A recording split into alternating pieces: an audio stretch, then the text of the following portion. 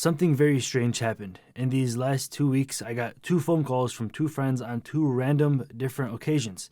The first friend calls me, he FaceTimes me, and he says, "Bro, my little cousin's crying, and I need you to help him out." I said, "Okay, what happened to your little cousin?" And the little cousin just sitting there crying his eyes off, his face is all red, and he's like screaming at his older cousin. And he said, "Look, I deleted TikTok off his phone, and now he's going nuts.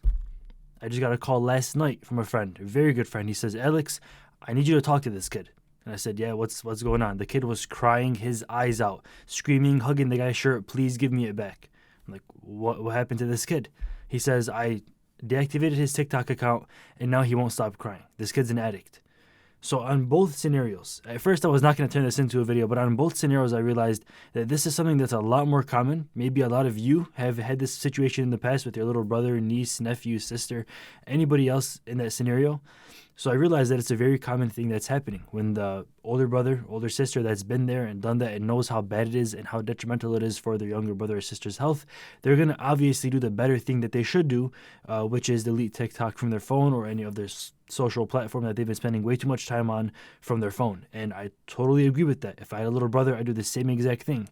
Now, that's just called parenting. It's normal. People have been doing it for ages. However, now it's not just taking the little toy truck away from the kid. Now it's taking away the algorithm that has been proving to work effectively on him for the last 5 years. Every single day he's been spending hours on it. So it's no longer just like a little toy truck or a little puzzle that you're taking away from them because they spent too much time and they're not doing their homework. Now we're battling against something that's even stronger than ourselves. Now we're battling against a huge supercomputer that's driven by AI data that is constantly learning how to keep you on their app longer. We already know this. This is common sense. We know that all of these apps, YouTube included, is trying its best to keep you on this app as long as possible. That's why with self-control and willpower and you being a stably, mentally sound adult, you can make these choices for yourself. You can set limits for yourself. You can spend the whole day on it if you want to. Nobody really cares.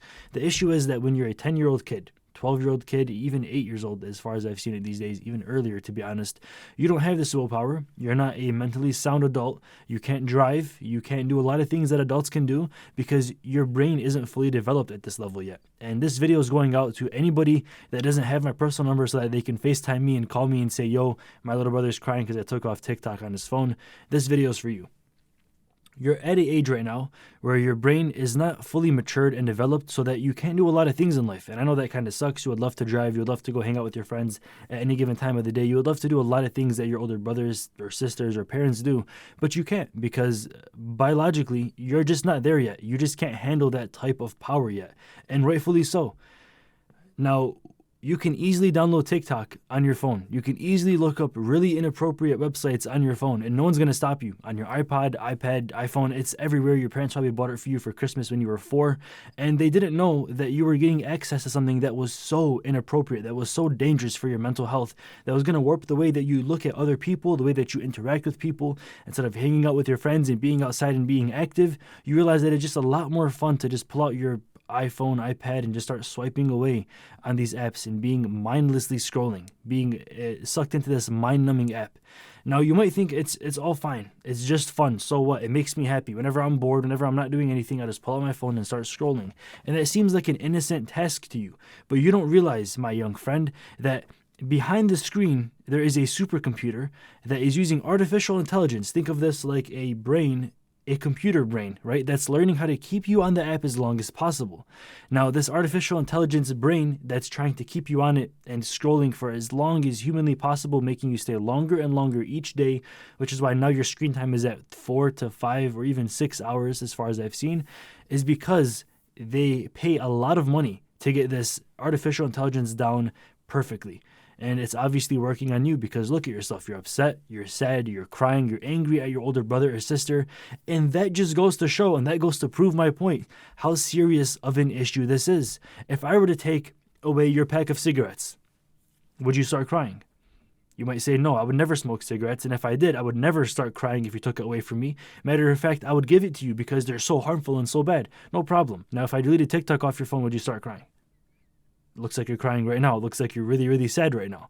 And that just goes, again, to prove my point. We know that both of these things are bad for us. We know that they're really bad for our mental health. We know that there are algorithms that are keeping us on there as absolutely long as possible, showing us really inappropriate content, especially for our age, without any ID verification, and trying to suck us into the app as long as possible, without any moral, without any ethic, without caring about who you are as a person whatsoever, just so they can make more money. That's obviously the goal of these apps at any given time. You have to really realize, I know that you're very young, but you have to realize that at the end of the day, the whole equation is this: your time equals their money. That's it. The more time you put in, the more money they get out. So obviously they're going to want to keep you on there as long as possible. And to you, because you're not at the age where you can understand and comprehend this, it might seem like it's just good old fun. I just chat with my friends, I text them on Snapchat, I'm on Instagram with them, I have a group message. It might seem like it's fine, like you're just connecting with your friends, but that's the lie that everyone believes behind the truth. That it's not just connecting you with your friends. Matter of fact, it's disconnecting you from your friends. It's making you socially awkward. It's making you gain weight because you're not playing outside with your friends or even staying healthy or staying active. And instead, you're just swiping your life away. You're not thinking for yourself. You're not being creative. You're not working on your own intelligence. You're not challenging your own thoughts, which you should start doing at a very young age so that you can grow up to be a highly developed and a really skilled and really intelligent person as you begin to grow older. So it all starts with this today. You're upset because someone took away something you were addicted to. The same way that if you were a pack-a-day cigarette smoker, you would be really upset if I took away your pack of cigarettes, right? And I make this analogy because it might not make sense to you at the moment, but we know that this is bad for you. I know this is bad for you. Your older brother and sister knows it's bad for you. So when we take it away from you, it's only to help you. In a few years, when you look back, you're going to thank us. You're going to thank the older bro, the older sis, or even me for making this video when you realize, oh my God, that app was destroying my life. I was not who I wanted to be. And if I stayed on that track, I still might have not even seen the truth till this day. So thank you for watching this video. Most importantly, thank you for having the willpower and courage to make change for yourself. If you're the upset teenager that just got TikTok deleted from their phone, please do not be upset. Believe me, it might not make sense just yet, but I promise you, it's nearly the equivalent to taking away the pack of cigarettes that you were hiding in the bedroom. Or it's nearly equivalent to taking away something that you were extremely addicted to that was destroying your health, your mental health especially, and making you less overall of an intelligent and free thought and healthy person. So this is going to be a good change for your life. If you're the older adult, brother, sister, cousin, whoever you are, uncle, thank you for doing this. I know it took a lot of you to take your niece's or nephew's phone away from them and make this change, but it's for their greater good and they're going to appreciate it sooner or later.